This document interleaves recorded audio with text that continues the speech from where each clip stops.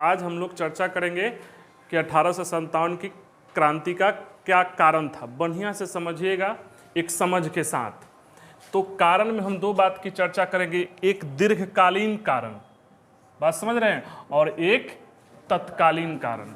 कोई भी घटना होती है ना, आपको अगर ऐसा लगता है आपके व्यक्तिगत जीवन में भी, ठीक, कि ये घटना क्यों अचानक हो गई, जैसे व्यक्तिगत रिलेशन भी बिगड़ रहा है ना, तो समझिएगा कि ये अचानक नहीं हुआ है, उसकी पृष्ठभूमि बहुत पहले से लिखी जा रही थी। बात समझ रहे हैं। अगर अचानक से कोई घटना नहीं होती है, अगर ब्रेकअप भी हुआ ना तो अचानक से नहीं होता है।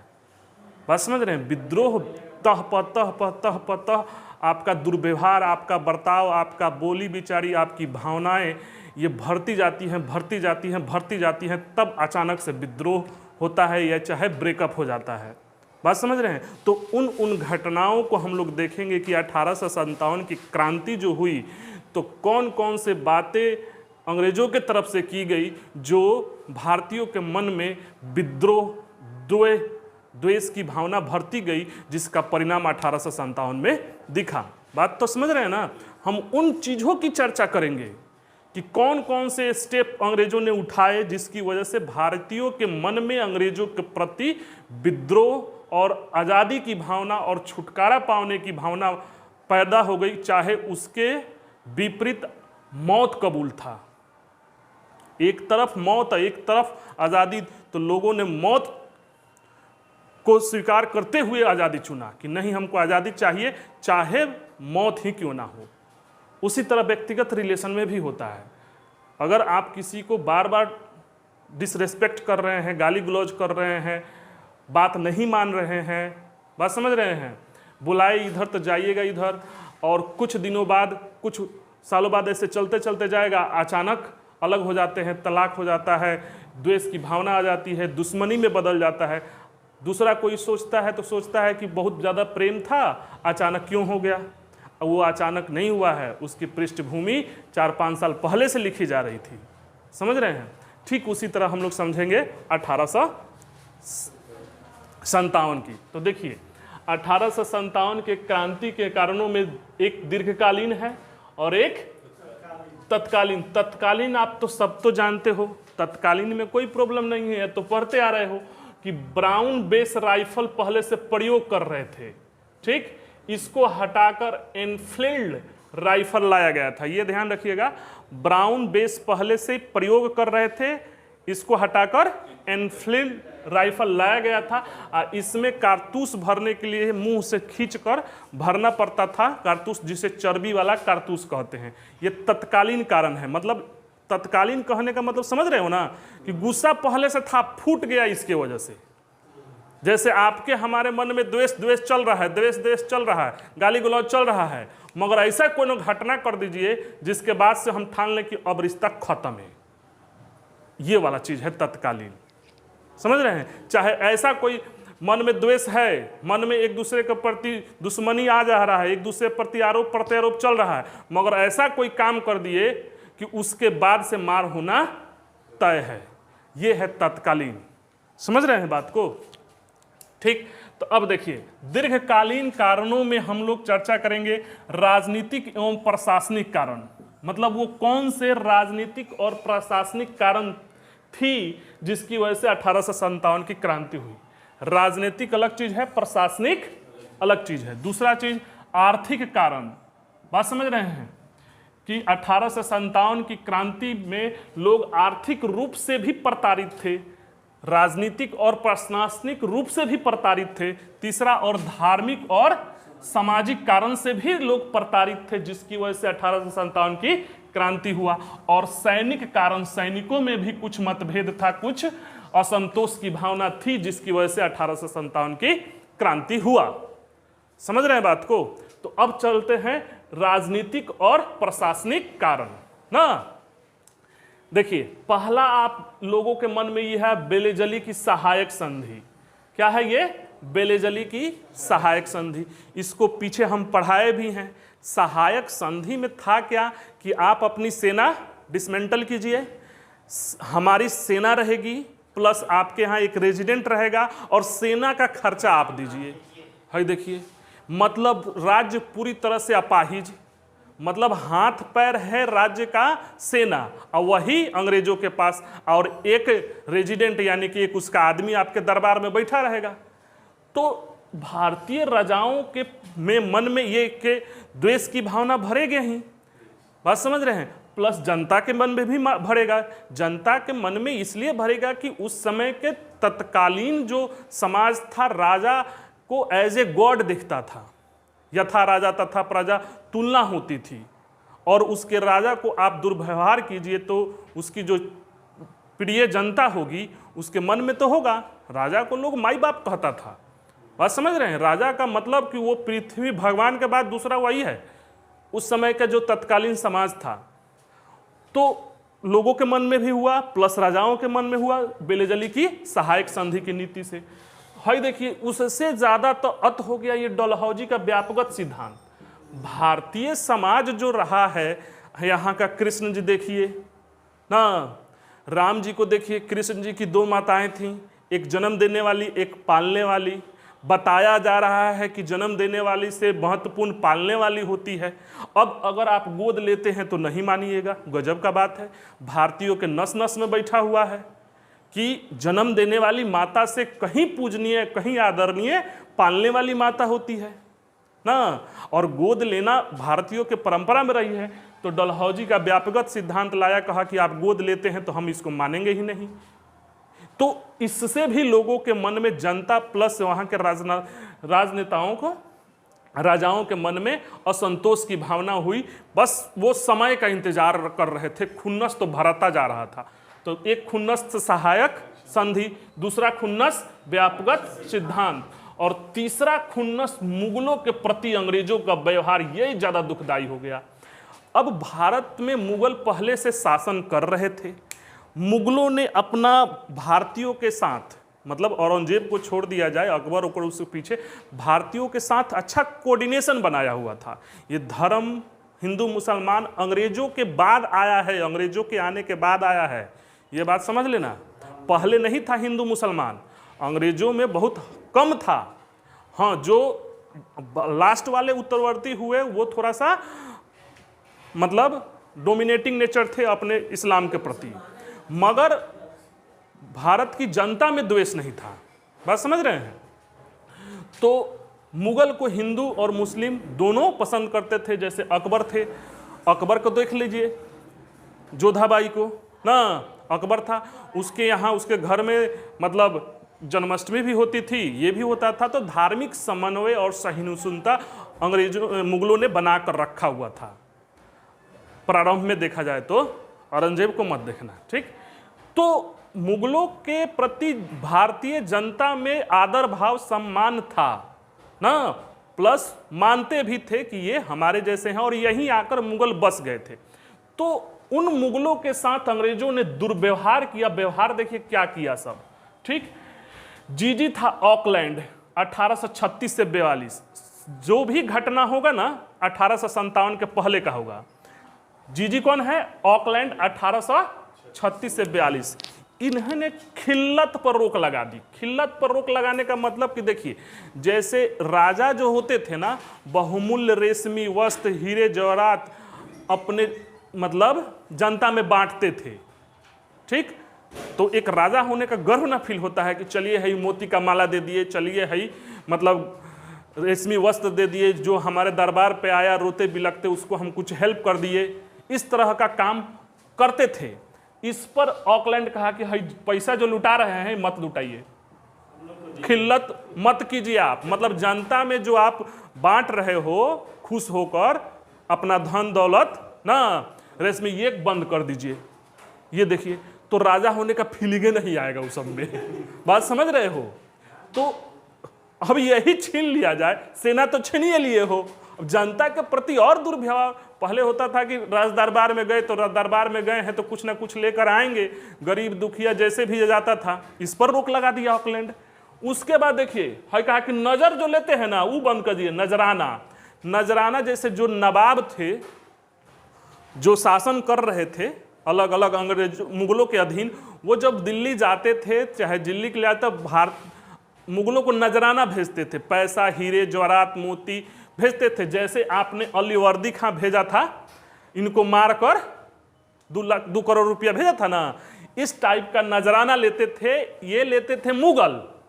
इस पर कहा कि इस पर भी रोक लगेगा, आप लोग भाई नजराना लेते हो, नवाबों से, छोटे मोटे सामंतों से, ये सब लेना बंद करो, ठीक। इस पर भी देखिए। अब सोचिए वो क्यों लोग रहा, सारा खेल दिमाग के पीछे पैसा ही दिखेगा। खिल्लत आप बांटना बंद करो, नजराना लेना बंद करो, हम लेंगे, ठीक। और सबसे पढ़ा कि यही दरबार जो लगाते थे, जनता दरबार सुनते थे आकर, राजा महाराजा की हाँ आपके शासनकाल में ये हुआ, बस आपके दरबार में आए हैं, इस तरह का दुख रोना आज भी मुख्यमंत्री लगाते हैं लोग। ये कहा कि मत करो, दरबार लोग जाता है, मतलब आर्थिक रूप से तो बर्बाद किया ही, राजा की छवि उसके प्रजा में भी बर्बाद किया। देख रहे हैं, वो राजा काहे के लिए दरबारे ना लगाइएंगे, को सुनवे है ही नहीं, सेना है ही नहीं है, खिल्लत लगाइए नहीं सकते, नजराना ले नहीं सकते, तक काहे खातिर राजा, समझ रहे हैं। इस तरह से मुगलों के प्रति व्यवहार किया। ये देखिए, अब एक और आया लॉर्ड एलनब्रो। ये एलनब्रो जो है 1842 से 44 तक रहा। ये तो और अर्थ कर दिया, कहा कि सिक्कों पर बादशाह का नाम हटाओ। ये कहा कि सिक्कों पर से बादशाह का नाम हटाइए, ये जो बादशाह बने हुए हैं और सिक्का पर इनका जो नाम चलता है हटाओ, ये हटा दिया। और भेंट जो देते थे अंग्रेज, वो भी बंद कर दिया, क्योंकि भेंट वोट नहीं देंगे, जाइए। मतलब उनको डिसरेस्पेक्ट, मुगल को तह पतह, मतलब डिसरेस्पेक्ट, नजरों से गिराना, अवहेलना करना, इस तरह से काम किया। सब बात समझ रहे हैं। लॉर्ड डलहौजी ने आया तो अति कर दिया, ये तो अति कर दिया। ये कहा कि ये लाल किला छोड़ दीजिए आप लोग, और लाल किला छोड़कर जाके कुतुब मीनार पे रहिए, ये लाल किला छोड़ दीजिए। हो देखिए, ये तो औरत हो गया। अब सोचो उस समय के आप जनता हो, बाहर का आदमी अंग्रेज आकर हथियार ले, आपके राजा को जो आदरणीय हैं उसको कहे कि लाल किला छोड़ दिए, है सब बंद करा दीजिए, आपके मन में नहीं होगा। आज मोदी जी को कोई बोल दे उल्टा सीधा, आप समर्थक हो, मार कर लोगे। उस समय तो सर्वेसर है, जो मोदी जी आपको कुछ नहीं कर रहे हैं व्यक्तिगत रूप से आपको मोदी जी नहीं प्रभावित कर रहे हैं, मगर दरबार में चले जाइएगा तो हाथ खाली करके नहीं आइएगा ना।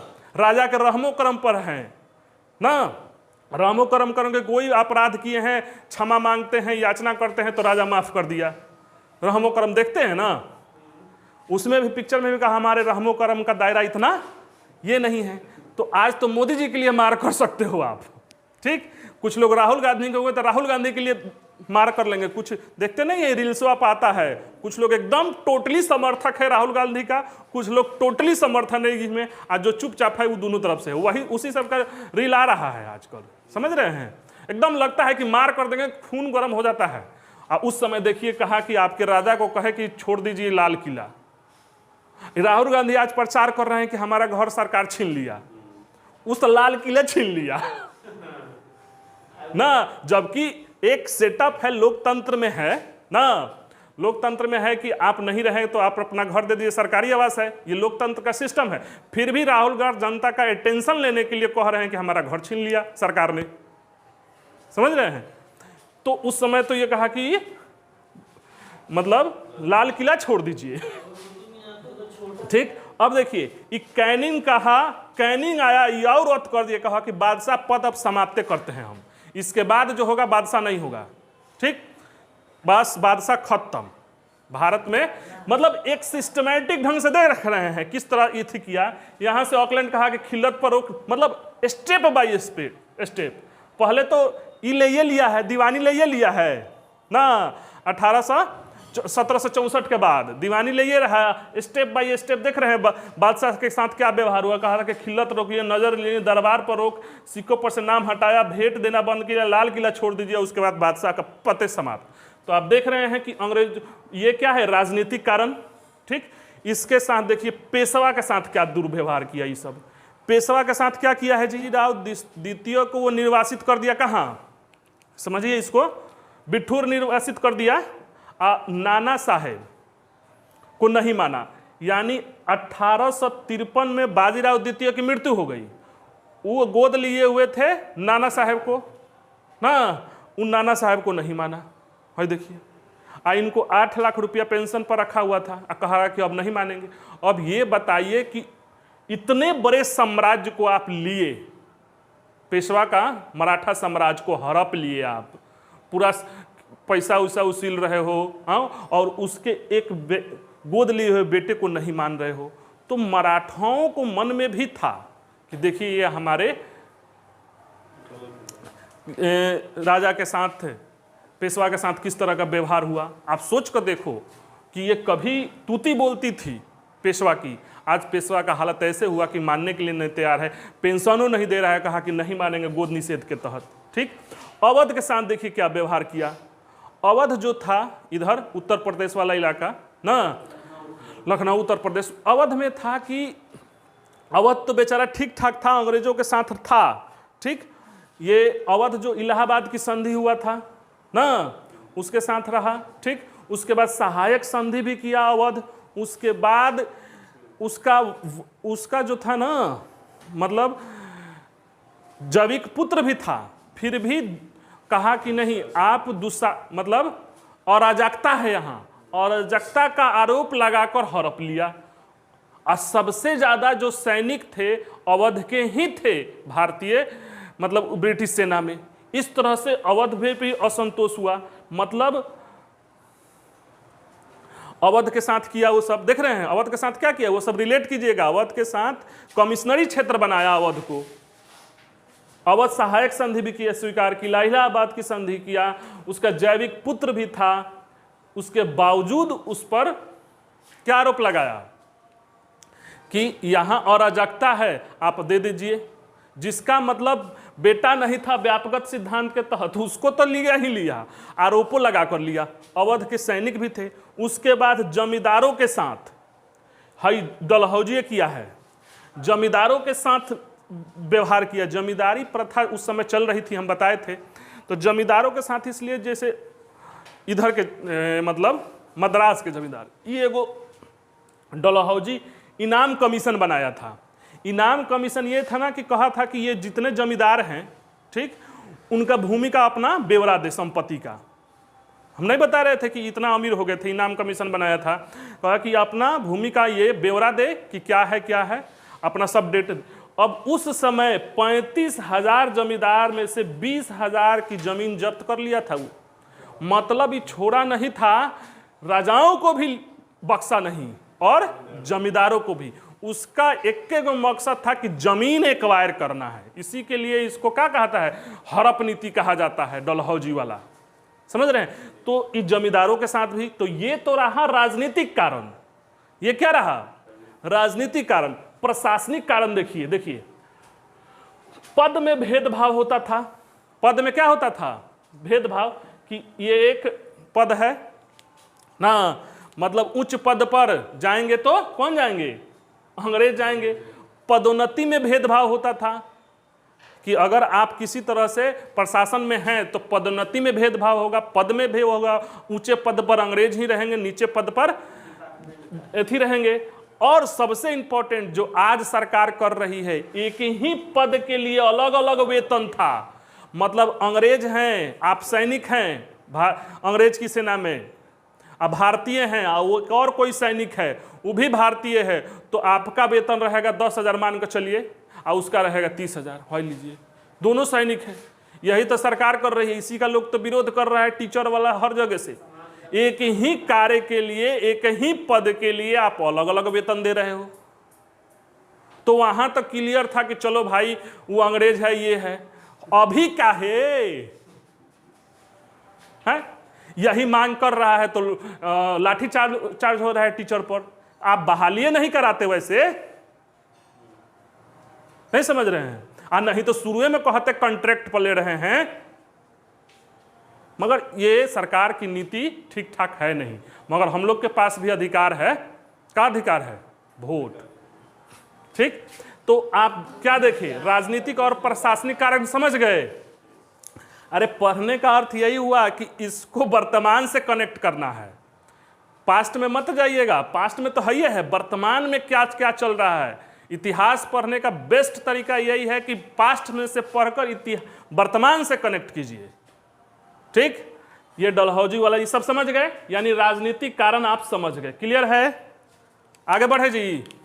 राजनीतिक और प्रशासनिक कारण क्लियर है? ये चीज क्लियर हो गया? बढ़े आगे। चलिए, ये चीज आपका अगर क्लियर हो गया तो आगे बढ़ते हैं। दूसरा है आर्थिक कारण। ये तो और ज्यादा दुखदाई है। ठीक, ये आर्थिक कारण में क्या किया, देखिए, मतलब जो भूखमरी जो तरफ तरफ का होता है ना, मतलब किसान मजदूर आदमी जो गरीब है ना, कपड़ा है तो खाना नहीं, खाना है तो कपड़ा नहीं, पर्व त्योहार पर पैसा जुटाता है कि नहीं, उस गरीब का अंतिम पायदान पर बैठे हुए आदमी का जो दुर्दशा हुआ ना ये आर्थिक वजह से, मतलब ऐसा दिन भगवान ना दिखाए अंग्रेजों के शासनकाल में। देखिए वो क्या था, आर्थिक कारण ये था कि कृषि हम लोग यहाँ अधिशेष थी। कृषि अधिशेष थी का मतलब ये हुआ कि हम लोग जितना खा सकते हैं उससे ज्यादा ऊपर जाते थे उस समय। मतलब कृषि अधिशेष का मतलब क्या हुआ कि जितने हमारी जरूरत है उससे ज्यादा भारतीय किसान उपजाते थे अंग्रेजों के पहले। ये अंग्रेजों का जो नीति रहा ना कि अंग्रेज की नीति की वजह से भारतीय किसान मजदूर हो गए, दाने दाने के लिए मोहताज हो जाए। वो देखिए कौन सी नीतियां थी जो जिन नीतियों के आधार पर भारतीय किसान मजदूर के मन में अंग्रेजों के प्रति असंतोष की भावना बैठती गई और यही कारण हुआ कि 1857 की क्रांति का विद्रोह हुआ। अचानक से कोई घटना नहीं होती, हम बार बार बोल रहे हैं। तो देखिए कृषि अधिशेष थी। भू राजस्व, अभी हम पीछे पढ़ाए हैं आपको, भू राजस्व का 3 पद्धति अपनाया था। अस्थाई बंदोबस्त थी, इसी में जमींदारी प्रथा हुआ, जमींदारों के माध्यम से भारतीयों पर अत्याचार जो हुआ वो अस्थाई बंदोबस्ती के तहत। रैयतवारी में भी टैक्सेशन बहुत ज्यादा था, किसान, इससे पनपा जमींदारी, इससे पनपा क्या चीज, साहूकारी। ये है महालवारी यानी लंबरदारी। मतलब टैक्सेशन इतना न ज्यादा था, इतना हाई था कि किसान बेचारा मजदूर हो गया अपने ही भूमि पर आप मजदूरी का काम करो। जैसे देखो, आप समझ नहीं पा रहे हो, जैसे आपका पहले के समाज को देखो, आपका जमीन है, ठीक, आपका जमीन है, आप उस पर खेती करते हो, जितना उपज होता है घाटा नाफा घर ले जाते हो, ठीक, उस पर आप मजदूरी करो दिन भर का मिले। इस तरह से नहीं समझ में आ रहा है तो आप समझो कोई कंपनी चला रहे हो, मालिक हो, जितना फायदा हो रहा है नाफा हो, सबको पैसा बांट रहे हो, सबको ये कर रहे हो, जो फायदा नाफा हो रहा है खुद मेहनत कर रहे हो। आपको ऐसा कंडीशन लिया जाए कि उसी पर मंथली, आपको उसी कंपनी में मंथली पर रहिए, कैसा दर्द होगा। कभी आप सीईओ के चेयर पर बैठे हैं, मालिक हैं, ऑनर हैं, कभी उस पर आप 20,000 रुपया महीना नौकरी कर रहे हैं, कैसा दर्द होगा। ये दर्द था किसानों का कि अपने ही भूमि पर मजदूरी करते थे, और वो मजदूरी करते भी थे ना तो भर पेट खाने को नहीं मिलता था। गोदान जाकर देखिए वही चीज है, बहुत सारा, नहीं तो जाकर देखिए मदर इंडिया पिक्चर, वही चीज है मदर इंडिया। किसान के मेहनत में कोई कमी नहीं था, भारतीयों के संपदा में कोई नहीं कमी था तो टैक्सेशन, इतना ना टैक्स ज्यादा था। तो एक तो भू राजस्व का क्या हुआ, टैक्सेशन से किसान क्या हो गए, मजदूर हो गए। दूसरा बात कि कृषि का ये सब व्यापारीकरण कर दिया। ये सब तो था व्यापार, ये सब तो था बिजनेसमैन, बात समझ रहे हो। और बिजनेसमैन का माइंड कैसा होता, उसको फायदा नहीं है, रहता था इंग्लैंड में, यहां आकर कमाना था। वो कहा कि व्यापारिक हुआ तो कृषि 2 प्रकार का होता है, एक खाद्यान्न फसल का होता है जिसमें खाने वाला सामान आता है, खाद्यान्न फसल, और दूसरा नगदी, जैसे कपास, अफीम, जूट ना, नील की खेती, वो खाने वाला, पेट भरने वाला है। तो ये सब बल देता था कि नहीं, आप खाद्यान्न वाला मत करो, नकदी वाला करो, हमको बेचो। है देखिए, जैसे आप सुने होंगे 3 कठिया पद्धति, आपका खेत है, अनिवार्य कर दिया जाए कि आप 3 कट्ठा में नील की खेती करोगे। नील की खेती से होता क्या था ना कि भूमि बंजर हो जाती थी, पैसा लगता था ज्यादा नील की खेती में, अब मूल्य मिलता था कम, किसान पटपटा जाता था। मतलब आपका भूमि अनिवार्य कर दिए कि इस पर आप खेती नील की ही करोगे और हम ही को बेचोगे, जितना आपका लागत हुआ उससे कम आपको हम देंगे, करिएगा जी। अब वही चीज तो आज सरकार कर रही है, एमएसपी है, बढ़ा नहीं रहा है। किसान का जितना लागत है उससे कम एमएसपी है, और वो भी किसान लेकर जाए कहाँ। और उसके बाद सरकार, मोदी सरकार लाई थी, किसानों को जमीन जो है भूमि पट्टे पर दे दिए अडानी को। देखिए आपका जमीन है, दे दिए, वो पहले रेट डिसाइड कर लेंगे, वो जो चाहेंगे वो बोएंगे, आपका जमीन को कमीशन देंगे। है देखिए अभी था नहीं, यही चीज हुआ तो है। मतलब अगर पहले ही डिसाइड हो गया, इसको लोग कुछ हद तक बहुत एमएस की बवाल हुआ था ना जी, किसान आंदोलन उसी के खिलाफ हुआ था ना, वही चीज हुआ है। हमको लगता है कि मोदी जी यह सब पढ़ कर लागू कर रहे हैं का। एमएसपी को जो व्यवस्था है ना उसको ढंग तरीका से किया जाए। अब वो ये चाह रहे थे कि आपका खेती है दे दीजिए, उस पर वो जो चाहेगा वो उपजाएगा। समझ रहे हैं, उसको पनिया से पढ़ना पड़ेगा, उपजाएगा। मोटा मोटी यही था कि आप उसको किराए पर दे दीजिए खेत को, वो जो वापस हो गया, मगर इतना जल्दी भी नहीं हुआ। बात समझ रहे हैं कि आप अपना खेती है दे दीजिए और उस पर जो चाहे उपजाए और उसको मनमाने दाम पर बेचे, आपको पहले ही रेट फिक्स हो जाएगा, कितना मिलेगा, उससे ज़्यादा आपको नहीं मिलेगा, आप निकम्मा हो जाइए। और जबकि पहले था कि हम आप जाएंगे अपना ये करेंगे, एमएसपी में लेंगे बेचेंगे ना, सरकार खरीदेगी, बहुत सारा था सिस्टम। तो ये अंग्रेज कह रहा था कि नहीं, आपकी भूमि है, नकदी फसल, खाद्यान्न खाने वाला नहीं, कपास की खेती करो, अफीम की खेती करो, जूट की खेती करो ना, नील की खेती करो, और जबरदस्ती उससे पेट भरेगा, अब पैसा कम मिलेगा। इस तरह से किसानों का जो दशा हुआ ना, गजब का हो गया। मतलब उस काल में जो जन्मे होंगे ना, उस चाहते होंगे कि भगवान कौन पाप का हमको ये लिए, जबकि ऐसा कुछ था नहीं, अंग्रेजों की नीति था। अब मर गए। आप समझो कि बहुत सौभाग्यशाली हो जो इस युग में पैदा लिए हो, आज़ादी के बाद। धन्य मनाओ, ठीक है, और उनका हमेशा आदर सम्मान करो जो आज़ादी के दीवाने थे और मर मिट गए। समझ रहे हैं बात को? उनका कभी भी सम्मान करो जो आज़ादी के लिए मरे हैं, जो आज़ादी पर बलिदान हुए हैं। उनका कभी भी ना कर्म, ना वचन, ना व्यवहार से आपका अनादर नहीं होना चाहिए। आप जो इतना भोग रहे हो ना, बस उन्हीं का बोया हुआ काट रहे हो, इतना समझ जाओ। सोच कर थोड़ा सा देखो ना कि भाई क्या दुर्दशा है। दूसरा कोई था नहीं। आप जो मान लो आज तो बहुत सारे आयाम खुले हुए हैं ना कमाने का। पहले तो कृषि था मोटा मोटी, और नहीं तो मजदूरी करोगे तो वही तो पहले तो लोग नौकरी को तीसरा में मानते थे, करे चाकरी कुकर निदान। समझ रहे हो? नौकरी करना का मतलब कि जो सबसे गरीब है, गैल गुजरा है, वह नौकरी करता था। समझ रहे हो? मतलब दूसरे का नौकर समझता है लोग। अब भले सेवा के क्षेत्र में बढ़ा हुआ है, मगर चीज वही है। बात समझ रहे हैं? नौकरी कहने का मतलब आपके पास अपना खेती नहीं है, अपना ये नहीं है, तबे जाकर दूसरे का गुलामी करोगे। तो करे चाकरी कुकर निदान कहा गया है। समझ रहे हैं? अरे 3 गो है, कहावत नहीं था? याद है आप लोगों को कहावत? हमको लास्ट वाला याद है, करे चाकरी कुकर निदान, तो वही है। तो घुमा फिरा के या तो कृषि या तो नौकरी, तो ये स्थिति थी। अब देखिए इस तरह से कृषि को बर्बाद किया सब। दूसरा चीज ये बर्बाद किया ना, उद्योग को गजब तरीका से बर्बाद किया। देखो ये कच्चे माल यहां से लेते थे, कच्चे माल को इंग्लैंड भेज देते थे। कच्चे माल को क्या करते थे? इंग्लैंड भेज देते थे। वहां आपका इंडस्ट्रियलाइजेशन हो चुका था। यहां से जूट, कपास, अफीम यही सब नीलोल यहां से भेज देते थे इंग्लैंड, कच्चा माल खरीद कर। समझ रहे हैं? और वहां उन लोग के यहाँ इंडस्ट्रियलाइजेशन हो चुका था, मशीन लगा चुका था, वहां अपने यहाँ रोजगार देते थे और वहां से माल बनाते थे और यहाँ इंडिया में लाकर बेचते थे।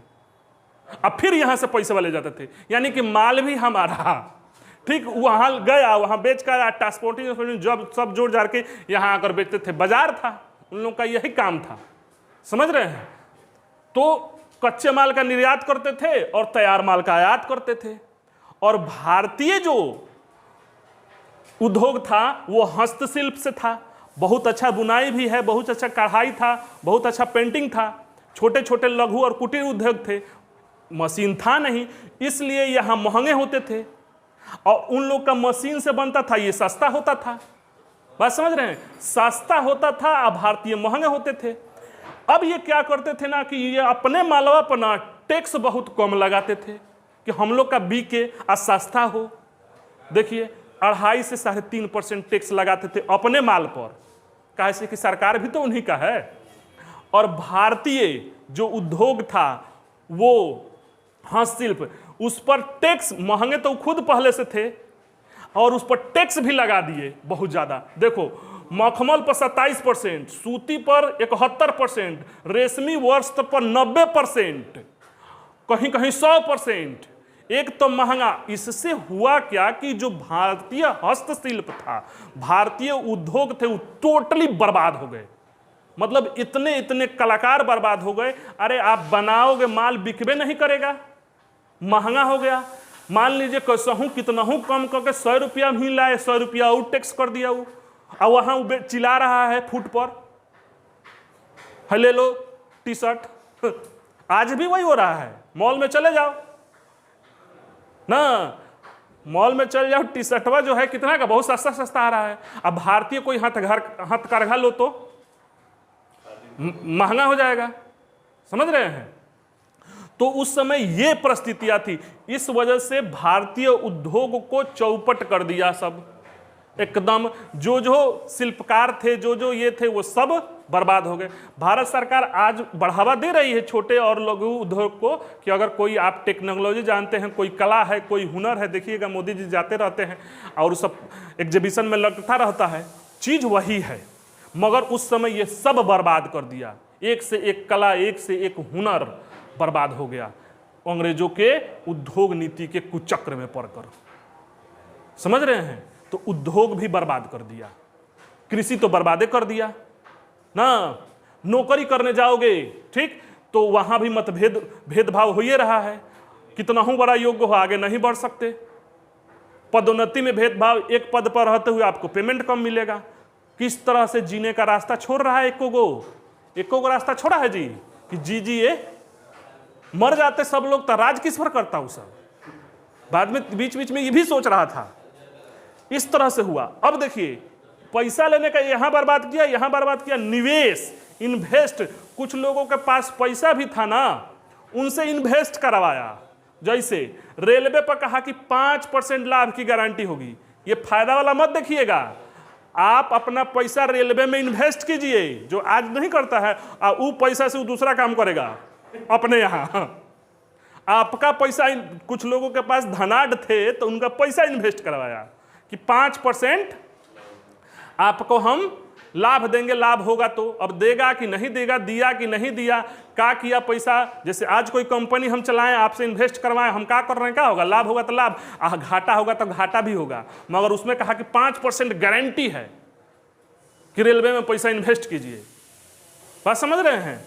तो आप ही के पैसा से आपके अथी किया, प्लस कहा कि डाक में पैसा इन्वेस्ट कीजिए, कहा कि तार में कीजिए, बैंकिंग में कीजिए, बीमा में कीजिए। जो आजकल देख रहे हैं ना पैसा लोग इन्वेस्ट करता है कमाने का, वो चीज उस समय वो कर रहा था सब। मतलब आपसे पैसा ऐसे भी लिया जो धनाढ़ लोग थे, उद्योगों बर्बाद किया, कृषियों बर्बाद किया, नौकरियों में भेदभाव है। देखिए समझ रहे हैं बात को है।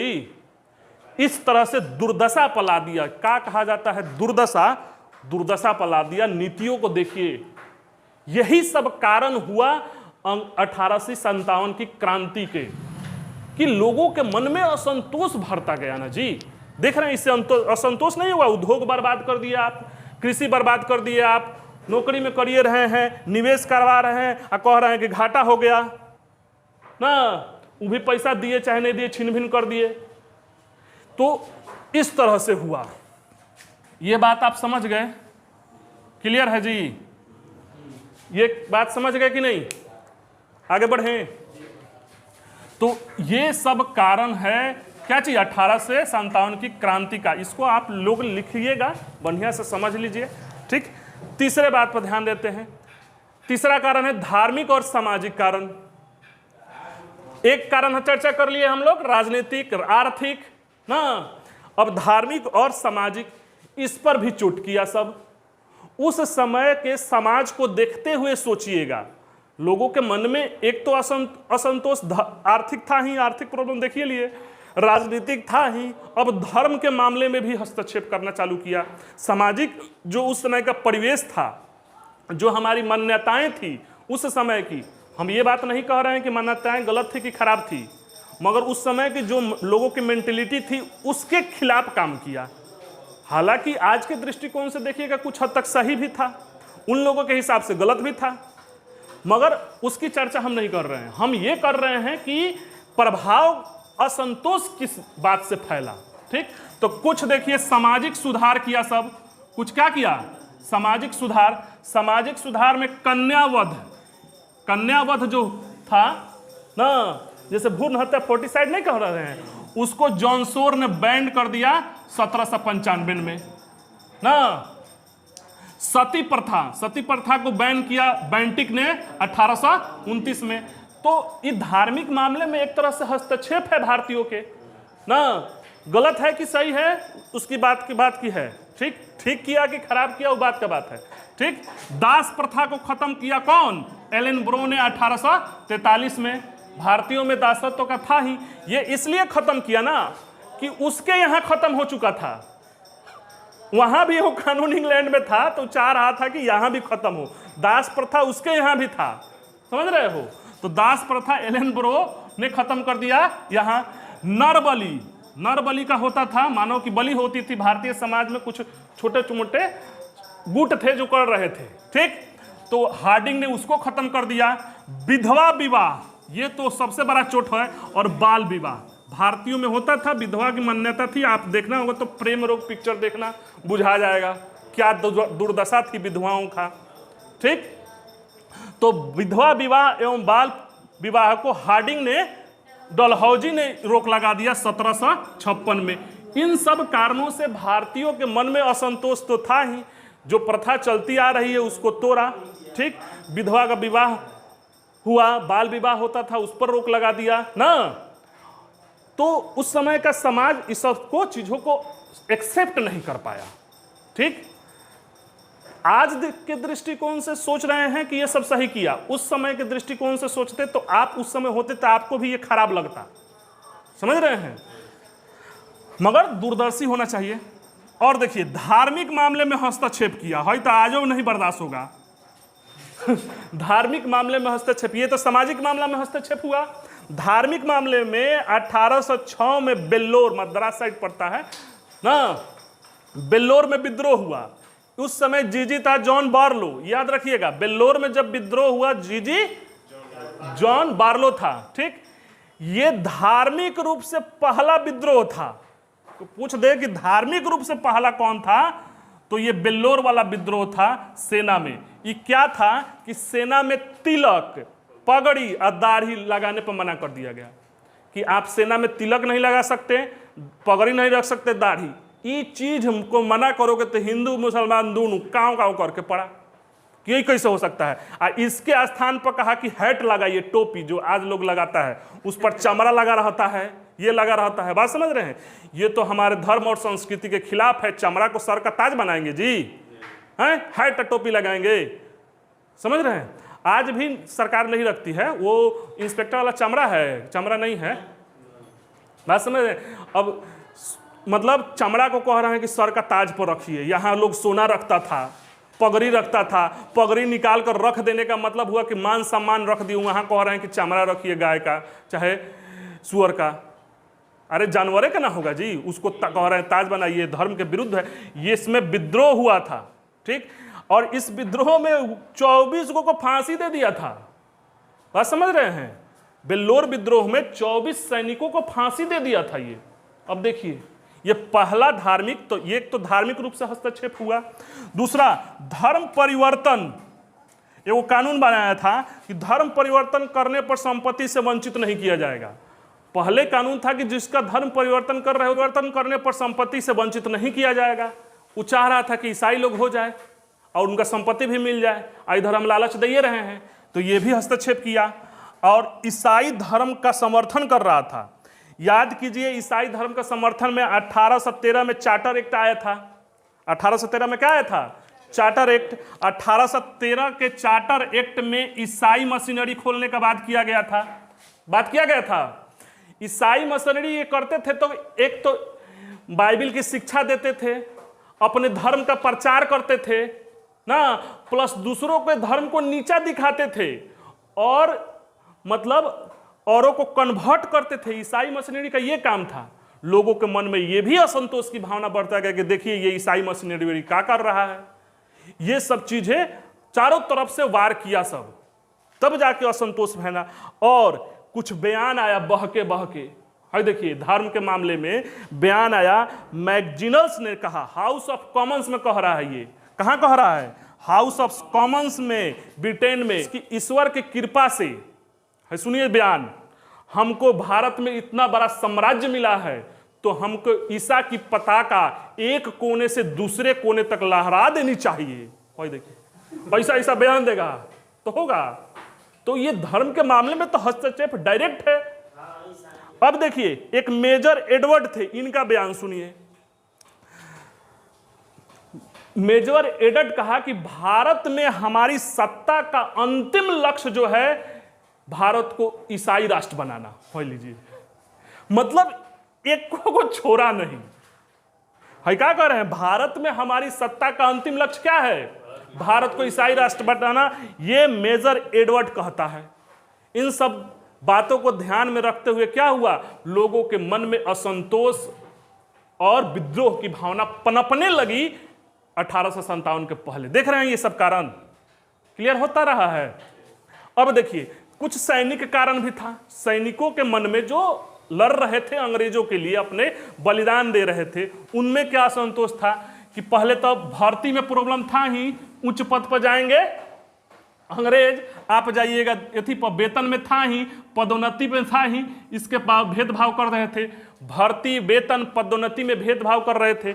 और अंग्रेजों का चाल देखिए, वो दो तरह का सेना बनाए थे, दो गुट। एक वो ऐसा प्रकार का था कि अधिकारी अंग्रेज और सैनिक भारतीय, एगो अधिकारी अंग्रेज और सैनिक भी अंग्रेज। इस तरह से बनाकर भेदभाव सेना में कर रहे थे।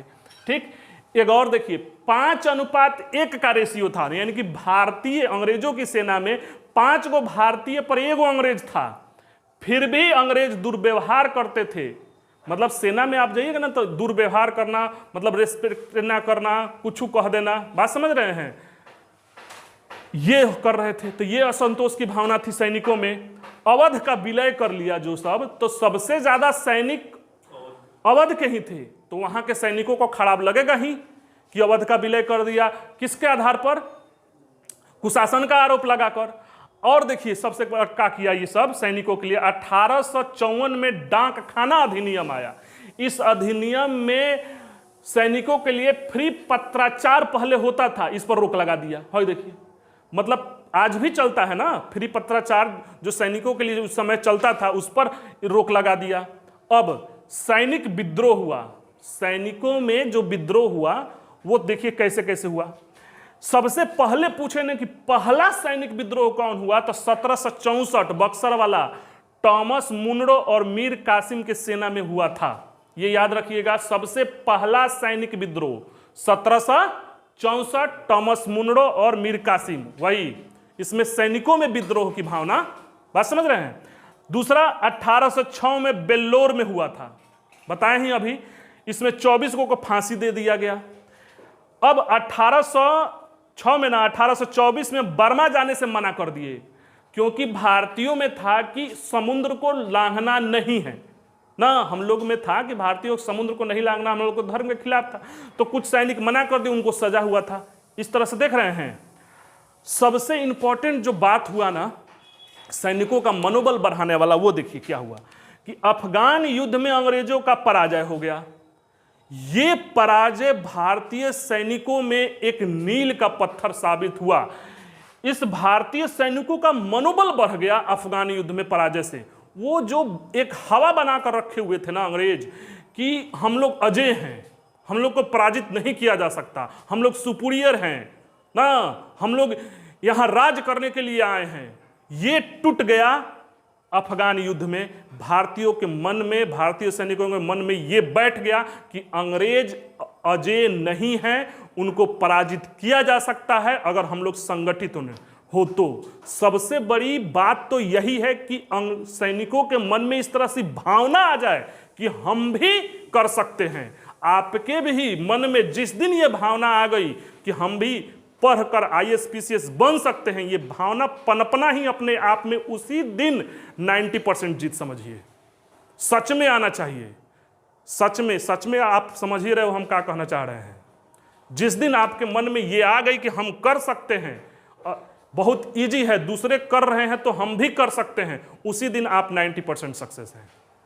बाकी 10% इसलिए छोड़ रहे हैं कि परिस्थितियां बिगड़े, आर्थिक स्थिति बिगड़े, वो अलग बात है। ये सबको लेते हुए तो ऐसा ही हुआ था कि भारतीय सैनिकों के मनोबल में ये आ गया कि अंग्रेज अजेय नहीं हैं, उनको हराया जा सकता है। क्योंकि अफगान युद्ध में देख लिए, उसके पहले हवा बनाकर रखे हुए थे ना, वाह, इसको किया ही नहीं जा सकता है ना, हराया ही नहीं जा सकता है। उन लोगों का युद्ध नीति, युद्ध कौशल, मतलब कोई हिम्मत नहीं कर रहा था सैनिक की इन लोगों को हराने का सोचे हम, इस तरह की भावना थी।